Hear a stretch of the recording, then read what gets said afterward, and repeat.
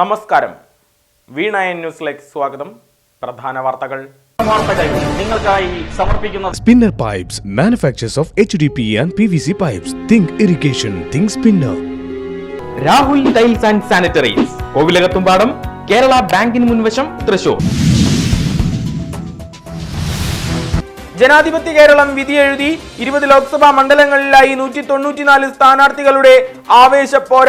ജനമനം രേഖപ്പെടുത്താൻ കടുത്ത ചൂടിനെയും അവഗണിച്ച ബൂത്തുകളിലേക്ക് വോട്ടർമാർ ഒഴുകിയെത്തി. വിവിധ ജില്ലകളിലായി 7 പേർ കുഴഞ്ഞു വീണ് മരിച്ചു. രാജ്യത്താകമാനം രണ്ടാം ഘട്ട വോട്ടെടുപ്പിൽ ജനവിധി എഴുതിയത് 88 മണ്ഡലങ്ങൾ. ആകെ സ്ഥാനാർത്ഥികൾ 1202. ഇനി ഒരു മാസത്തിലേറെ നീണ്ട കാത്തിരിപ്പ. ജനമനമറിയാം June 4-ന്.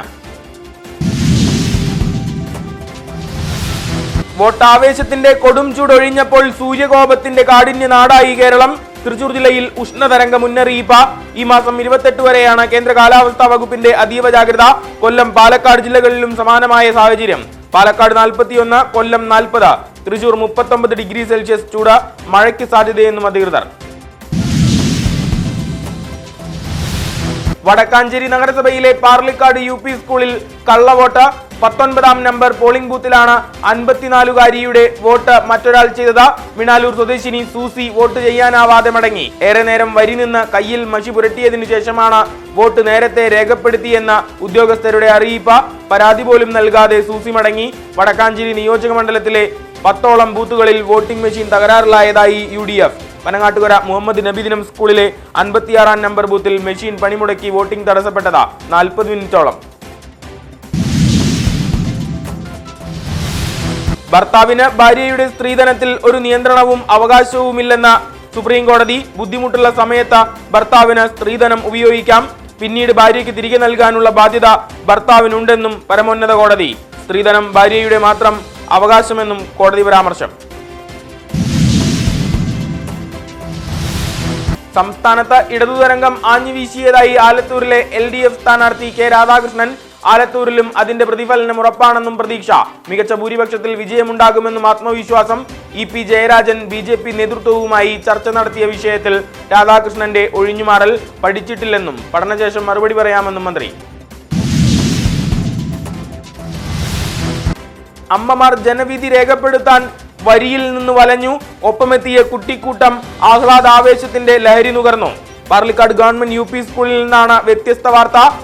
Integrated child development services ഒരുക്കിയ ക്രഷ് ആൻഡ് ഫീഡിംഗ് മുറികൾ കുരുന്നുകൾക്ക് വോട്ട് ദിനത്തിലെ ഉല്ലാസവേദിയായി. ക്രഷിൽ ICDS ഒരുക്കിയത് ഉറങ്ങാൻ കുട്ടിക്കിടക്കകളും കളിക്കാൻ സൈക്കിൾ അടക്കമുള്ള കളി ഉപകരണങ്ങളും. ലോക്സഭാ തിരഞ്ഞെടുപ്പ് കഴിഞ്ഞതോടെ ഇടത് വലത് മുന്നണികളിൽ നിന്ന് BJPയിലേക്ക് വലിയ ഒഴുക്കുണ്ടാകുമെന്ന് സംസ്ഥാന വൈസ് പ്രസിഡന്റ് ശോഭാ സുരേന്ദ്രൻ. ഇടതുമുന്നണി കൺവീനർ EP ജയരാജൻ അടക്കം ഒട്ടേറെ പ്രമുഖർ പാർട്ടിയിലെത്തുമെന്നും ശോഭ.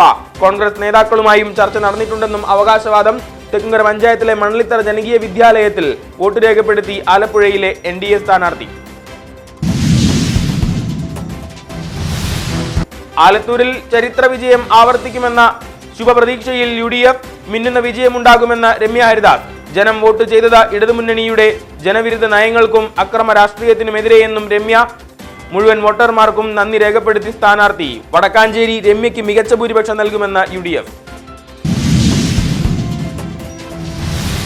തൃശൂർ ലോക്സഭാ മണ്ഡലത്തിൽ സുരേഷ് ഗോപി ഒന്നാമതെത്തുമെന്ന പത്മജ വേണുഗോപാൽ.